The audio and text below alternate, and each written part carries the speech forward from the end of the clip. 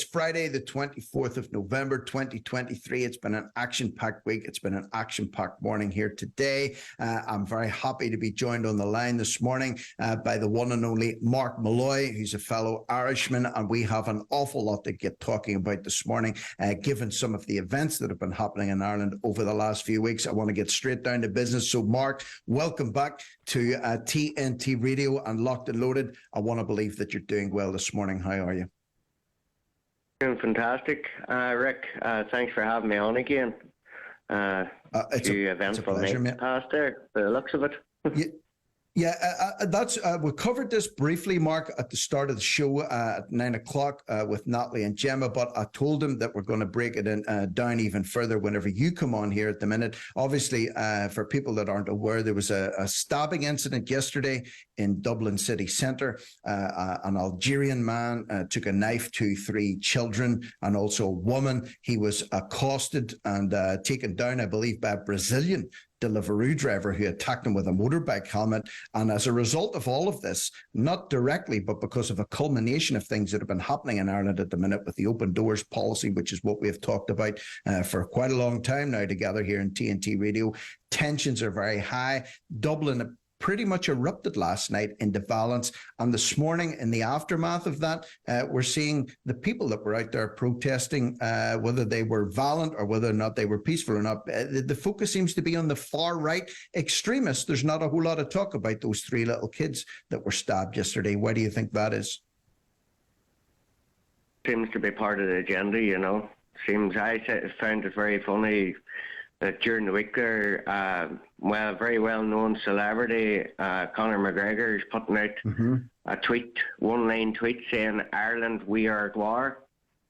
And then this morning he has another tweet out. You know, this man has been absent for 3.5 years. Yes.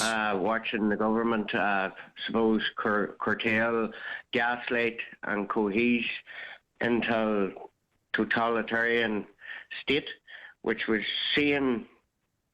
playing out very badly in the south last night. Like, it was very disturbing to watch. I sat and watched yesterday evening's coverage most of the night. It was to 3 o'clock in the morning, and you know, you can understand the people's frustration.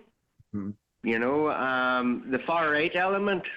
Seen through Harris on this morning, they're very quick, Rick, you know, to judge far right. They must have a serious far right problem in Dublin, because there was thousands and thousands of people on that street last night. Thousands, and they were all very, very, very, very, very angry. Why? Because this was all preventable. And I watched Leo Varadkar had a live conference there with the BBC there this morning, and I mentioned the hatred and incitement to violence legislation that Helen McEntee is looking to push through the Dáil, and Sharon Keoghan was on there last week saying that Helen's very confident that she'll get this through before Christmas. She says, and I wonder how. She says, because I have 60-odd amendments and somebody else has 100 and some odd amendments. Well, you can see now that this year's given them full leverage for it, and they've given the Garda unscrupulous, what would you call it, powers going here forward. Yes. 34 men arrested, you know, or 34 people arrested. Very quick to do that there, you know. So look, there's going to be a lot of midnight sweeps. Yeah. McEntee actually said when she was interviewed yesterday, and for those who don't know, Helen McEntee is the so-called Justice Minister in Ireland. She said there will be arrests, there will be people going to prison as a result of this. So she's talking already in terms of people actually doing jail time. And at that point, nobody had been arrested, Mark, and nobody certainly had been to trial, and nobody had faced a jury. But yet she was adamant that people were going to be locked up in prison as a result of some of the shenanigans that was going on in Dublin Dublin city centre last night. We've got to take a quick news break just for 30 seconds. When we come back, I want to read a statement to you, which I think summarises things very well. And it was written by a guy who's part of Grip Media, a guy called John McGurk. Love him or hate him. He actually put something down on paper last night that I think sums up the situation well and the sentiment very well. And I want to get your feedback on that one. So please stay tuned for more from Mark Malloy and myself here after this short news break on TNT Radio. Don't go away. Okay, Mark, I've got a comment here, just a very brief one that I'm going to read out, and I want you to give me your opinions, whether or not you agree with this, disagree with it, or somehow align with it.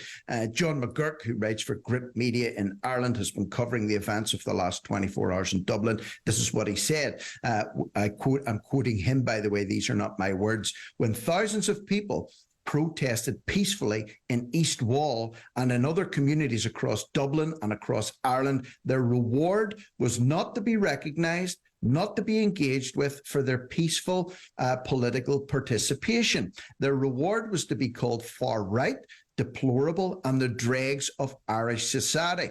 The thing against which they protested has happened anyway. When peaceful mothers and women said on camera that they feared for their safety as a result of an influx of immigrant men, often into communities with no amenities for those men, their reward was to be accused of fear-mongering. There are those clutching for a gotcha moment who will say something like, aha, but today's suspect or person of interest is a naturalised Irish citizen, talking about the man who was done the stabbing yesterday in Dublin. But does it speak well of an immigration citizen, a system that naturalises people capable of such acts? There are those who sincerely believe, apparently, the duty of the media is to suppress facts, like the facts of what happened in Dublin yesterday. And largely, lastly, he says, when a young man last week, which is the boyfriend of Aisling Murphy, who's another Irish woman that was brutally stabbed by a Slovak immigrant, Joseph Puska, or whatever his name is, last week. Her boyfriend came out with a statement, linked the murder of his beloved girlfriend to Ireland's immigration policies. The media left that out. So McGurk finishes up by saying, every single effort has been made to silence people, and they made themselves heard in Dublin last night. I wish they had done another way. Then I remember they did, and they were not listened to. Is the result of last night ultimately to do with the fact that these people have been ignored for months and years now? They've been taken to the streets in East Wall, in Drogheda, in Balbriggan, all over Ireland. And their voices, Mark, have been not acknowledged. And not only that, but they've been demonised and called far right and extremists simply for expressing concern about what's happening in Ireland. What do you think, yes or no?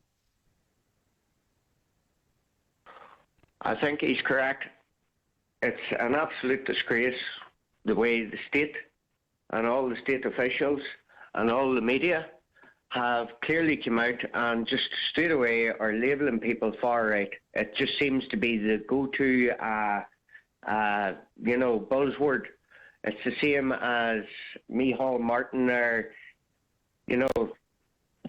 stating there one time that it was international obligations when he was challenged on a radio show. The man on the radio show challenged him, saying it's an immigration, and he says, where's your humanity? Where's your humanity? They're very dismissive people. They're out of touch with real Ireland. These are real people. I travelled to Finglas the very night that Graham Carey was arrested that morning. They bursted in, and he was up in court there last week, and they are doing him for incitement to violence. It's a very serious charge. Could put the man away for a number of years.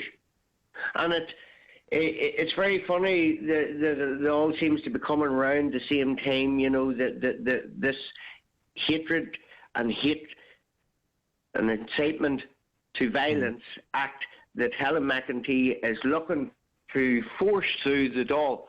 Now, they voted on this in the Dáil, the lower house of the Dáil, right?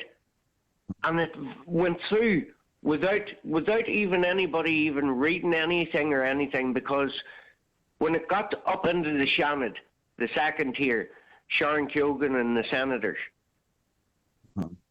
All, even Sinn Féin, who passed it in the lower house, says that they cannot pass this legislation because it is one of the most dangerous pieces of legislation, and she has failed to define what hate speech is. So these people have unconstitutionally passed legislation in the lower house with impunity, with complete disregard of future implications for my children, their grandchildren, and even myself. Or woman in this island. Once they change it in the Constitution, or any way in the Constitution, it is done in accordance with law. We are afforded certain inalienable, indefeasible, and imprescriptible rights. That is natural law, which is enshrined in Articles 40 to 44 of the Irish Constitution. Article 40 is personal rights. Article 41 is the family. The state recognises the family as a natural and fundamental group in society, and as such, a moral institution possessing inalienable, imprescriptible rights, antecedent, meaning superior to all positive law, acts, statutes, legislation, and guidelines. Anything which is repugnant to this Constitution should be deemed null and void. That's Article 15.4.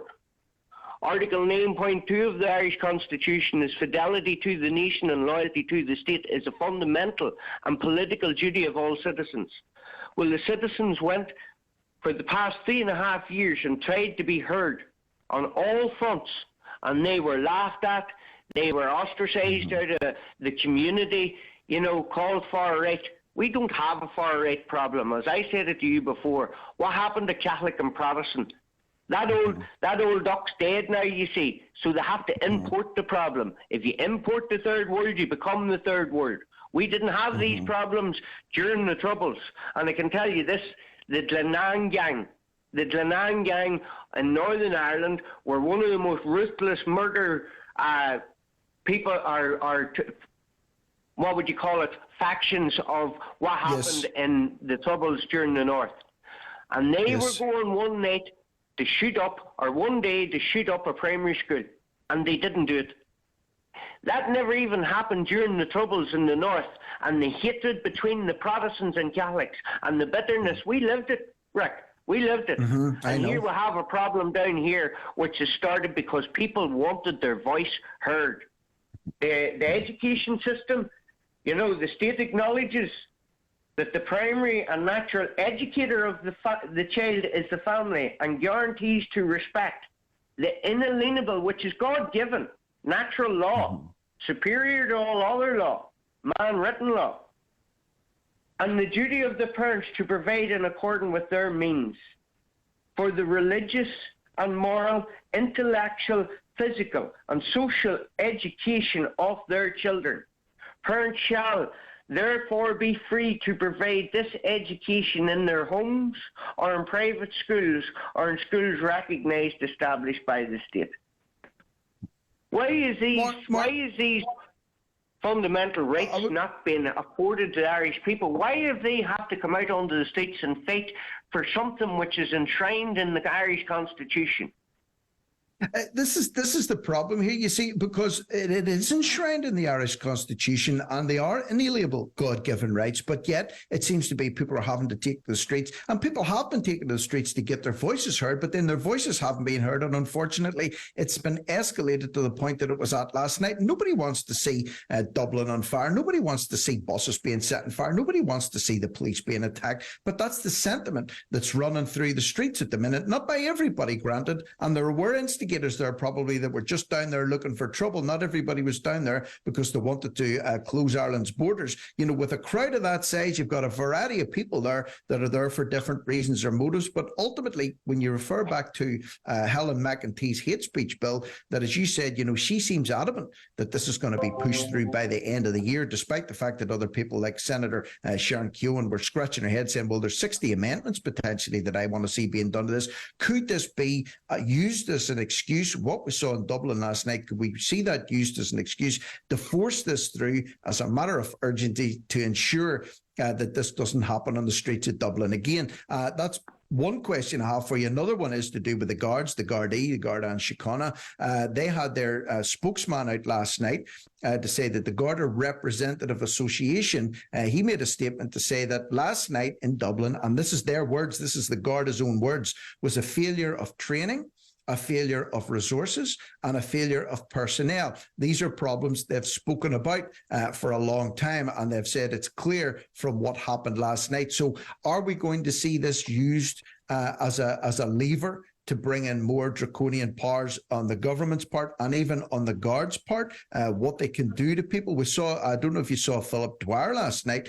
He was doing a lot of reporting down from that. I think it looks like he had one of his legs broken after being attacked allegedly by a Garda officer yesterday. He was doing a stream last night. His shin looked like his right shin looked like it had been broken. He was bashed up really, really badly. And all he was doing was standing there peacefully trying to document what was happening. And yet he could end up in the hospital with a broken leg as a result of heavy-handedness. Will this all be used as a lever to bring in more power for the guards and for the Irish government? Absolutely. That's as we can see, they're so transparent. And it's disgusting to watch. We're watching this Helen McEntee rule with impunity. You know, they invested 10 million there the last time an American got a hiding in O'Connell Street or somewhere like that, and the American embassy declared Dublin an unsafe city. And Helen McEntee and the Garda Commissioner Drew Harris, MI5. RUC came out and 10 million investment in the Garda in Dublin. Well, where were they yesterday? That's right outside the Garden of Remembrance. You know, I travel there regular. I was in Dublin last Saturday. I have a video up on my YouTube where I was walking up Moore Street. I walked up Moore Street on Saturday evening at about 6 o'clock. Because I had to go to the GPO. And I walked up Moore Street, and a man took me up Moore Street, and that's where the 1916 rising, they went through all the buildings. He explained it all to me. It's dilapidated.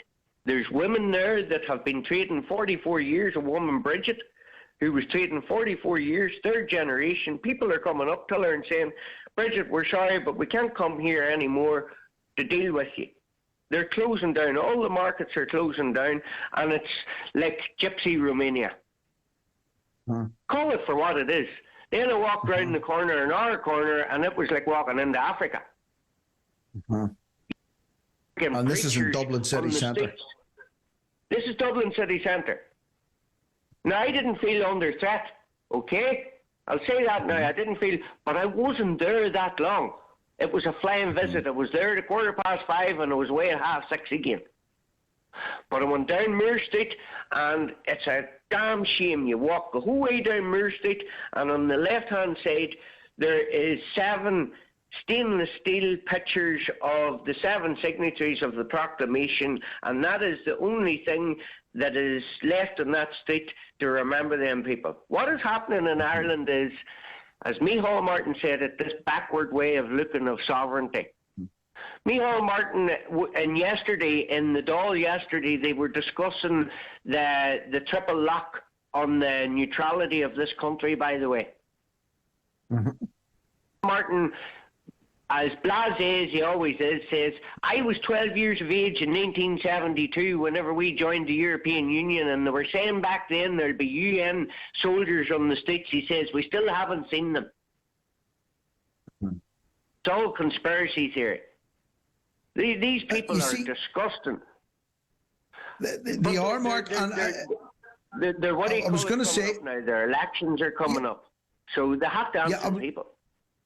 I was going to say we'll have to take a wee break, and then I don't want to break your flow here, but when we come back, let's look at what is coming up for Ireland. Let's look at the elections that are coming up, and let's cast our eye over the political landscape a little bit, because there's a whole lot of parties in Ireland that are all vying for power. You've got Fine Gael, you've got Fianna Fáil, you've got Sinn Féin, you've got all sorts of people are looking to get into power. So is it a case of, you're going to be jumping from the frying pan into the fire if Varadkar gets ousted and Micheál Martin is no longer the tarnished?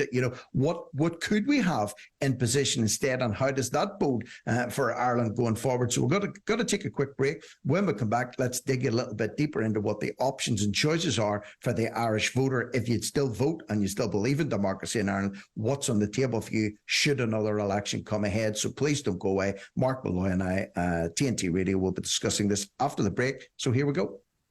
I'm Ryan Blaney on today's News Talk Radio, TNT. Okay, just want to give a quick shout out to all our chat denizens out there. Sorry, I've been neglecting you lovely people a little bit over the last few days, but I'm trying to keep myself focused on all the, framing and staying upright, looking at the camera and all that, but haven't forgot about you. Do check in the live chat. Jane Black, who's one of our regular guests here in Locked and Loaded. Mark, she's from the Glens of Antrim, said, I love Mark Malloy. His insights always get me fired up. Keep going, Mark. And also Mazzy also said, this is Fired Up Friday.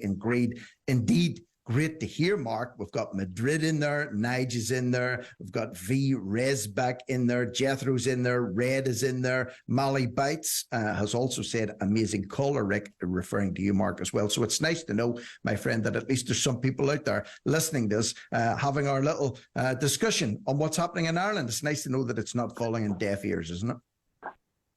Yes, I appreciate it very much. I appreciate the listeners. The demographics of the voting in Ireland is changing. And these people here know that it was at a stalemate. That's why you had hung parliaments and whatnot. So they need to change the demographics. And they're importing it. Ireland will be liable for more asylum seekers than any other EU country under new pact. Radical reforms will see fair share approach to migration based on population size and GDP. Helen McEntee, Justice Minister, has said Ireland will consider whether it will opt into the new rules once they are enacted. Sinn Féin, the Mid-Ulster Council here, were told to prepare. I have a video up there, the Doorstep Challenge, which I'm calling it, because there's big elections coming up in the south, and there could be possible elections coming here in the north, but I doubt it, because Jeffrey will be back in by December. So he will. Jeffrey cannot afford to go for another election. He cannot go to the people for a third time till the doorsteps while he hasn't moved forward, backward, side roads, nowhere. They're moving on without him. The demographics have changed. The change of the guard has happened. Michelle O'Neill shook the hands of the King of England, and they are now the largest party, both north and south of this island, and 100 years on, since 1922, since they signed the treaty, they are now going to go into an all-island pact. And they've got to go ahead, and the seal of approval from the King of England and the European Parliament. They are the biggest machine in Western Europe by the Democrat Party in America. They are heavily funded. They are the biggest party. They are smart. They have been planning for this year for a very, very long time. Everybody was short-sighted. They were long-sighted. And it's playing out. Mary Lou will become Taoiseach. By 2026, they will be talking about the mandate that they have, the electoral mandate that they went in the 80s with in the north here for an all-island border poll. They will legislate for a border poll. By 2028, we will have a border poll in this country regardless. And what do you call him? Bertie Ahern said it whenever they signed the Good Friday Agreement in 1998. I cannot see why in 30 years' time there will be a not united Ireland. Now, Bertie's sitting there in the background looking to become president, and I would say That's why Jerry Adams is sitting so quietly away out of the sight, and he'll come back an old grey man, and they'll say, all's forgiven, Jerry, come on, be the president for Sinn Féin and Ireland. That's my take on it. That's where we're going, and it's all part of a 2030 agenda. They're all into multiculturalism, they're into Marxism, they're into communism. They fooled us up here in the north for 30 years, 35 years, and now they have turned around to friends of mine and says, we don't need your vote. You know, you're talking there about the return of Bertie Ahern and the return of Jerry Adams, who seem to have skulked off into the shadows. You know, we talk about this a lot. Tony Blair is making a comeback as well in the Labour Party. Well, he never really went away. And then last week, David Cameron has now been appointed into a government position. He's not even elected. And then he was rushed through the House of Lords this week. He's now Lord David Cameron. So what is it, Mark, about all these old hands, as we call them over in Northern Ireland, old hands, you know, these old fellas that have drifted away, that were relevant at least for a period of time, or they were in the public's eye and in the public's consciousness, that disappeared away, and now they could be whisked back into the limelight again. So Ireland is no different than what's going on in England here at the minute. Another thing, by the way, I want to bring up with you, there's so much stuff here I wanted to try and cover off with you this morning, but Leo Varadkar came out with a message this week, a video message that was encouraging people that they could vote in local elections, even if they aren't normally resident, or even irrespective of their visa status within Ireland as well. That came out with a lot of backlash from the public as well, effectively saying, listen, anybody can just come on over here and vote and influence local elections, or even be elected into local council. What do you make of that Varadkar's statement on voting rights in Ireland for people that aren't even Irish nationals? Well, sure, he's the Taoiseach, isn't he? Sure, and his father's not an Irish national, you know, so it makes you wonder. It's just a banana republic. It's completely lawless. They're not in harmony nor consistent with the provisions of the Irish Constitution. Therefore, everything they're doing is repugnant. Ultra vires, which is a Latin term for illegal. You know, back in 1939, whenever the Taoiseach, on the 2nd of September 1939, when they were passing the First Amendment, which they only writ in English language, only, never ever in English or in Irish, the first principal language, therefore it cannot be a law. And that was to evoke emergency legislation because of the Second World War. And they passed it at about 4:15 in the morning on a Sunday morning, fly-by nights, and they evoked that on the 16th. Leo Varadkar evoked that on the 16th of March 2020, and it is sort of running out, and we have been in a perpetual state of war, believe it or not, since the First World War. And that's how they are legislating both north and south of this island with impunity.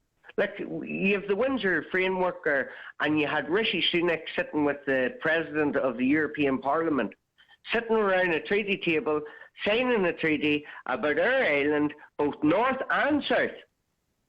There was no representatives from the north, there was none from the south, and they went to the King of England for royal assent. And there's silence on this, both from loyalists, both from Republicans. Can they not see what's happening here? You know, Belfast has turned in, you know, there's parts of Belfast that has turned into Palestine, and other parts of it that has turned into Israel. I know, it's mad. When you see the change, Mark, when you see the change in Belfast too, I used to work in Belfast every day, so, you know, I was in it an awful lot over the course of about 15 years. I haven't been in it hardly at all for the last, I would say, nearly 2 to 3 years now. But the odd time that I do go into Belfast, Mark, the place has changed beyond recognition for me, especially down in the city centre itself. Just keeping the focus on the north, we've only got about 3 or 4 minutes left to talk here. Our North of Ireland politics here storming. What's going on? Do we think we'll see them all back round the table again at Stormont, or is that a dead duck as well? That's a done deal. What they're doing now is just playing out the what do you call it, the facade. Like, you see, they've got into that much debt, 350 billion debt or something like that. There, how does a wee 6 counties get so much debt? especially when they were getting billions from the South, billions from more from the UK government than what they were paying into the EU to stay per annum. And they were getting EU money. And we're broke. We've all our civil servants on the picket line. You know, the whole time in 25 years that Stormont has been established, how many days have they actually sat and done business? Oh, these questions remain unanswered. I challenged them on the doorsteps. I said to Sinn Féin, you have been told to prepare for immigration or refugees in 2024. And he says, I says, well, the DUP's not going to go back into government with you. Oh, they have to. I says, they're not. I says, and on the 1st of May, 2023, they're bringing in the civil service to rule this country. And they're going to legislate all this stuff, pass all this stuff, and then the DUP and Sinn Féin will come back in like an hour, new decade, new approach bullshit, and they'll come back in and they'll remove some of it, but most of it will remain. And that's how they do it. And this whole game of us and them and the DUP, you know, Sinn Féin, you have hit the pinnacle and you're still blaming DUP. DUP still blaming Sinn Féin. 25 years on, we're all traumatized. I'm a traumatized war child. 70s, 80s babies are all traumatized. We have been left behind, and now it's time for accountability in this island, both north and south. And it's disgusting what they're doing here. And I'm glad to see the people rising, to be quite honest, because it's about time. The rest of Europe has done it a long time ago. It's about time we done it, because there will be a change. There has to be a change.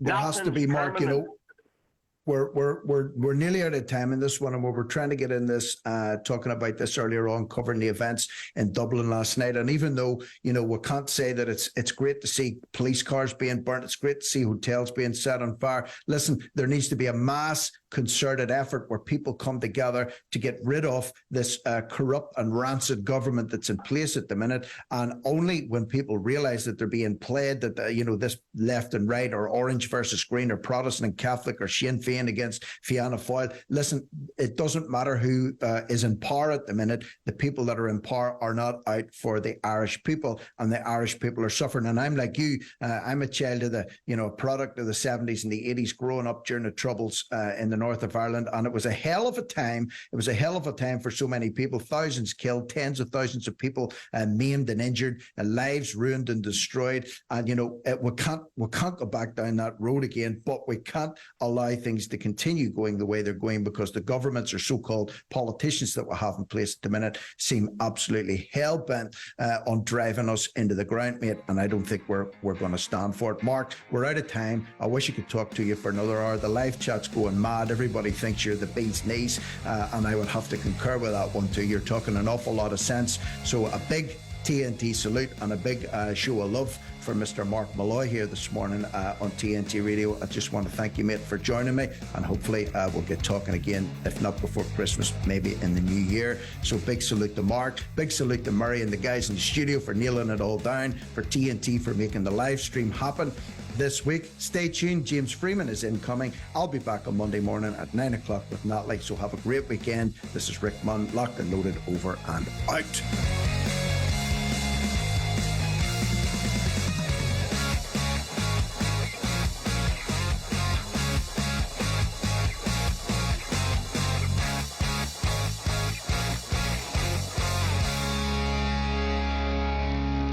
To hear a replay of this hour, go to episodes at tntradio.live. Now, TNT Radio News. With your Avalanche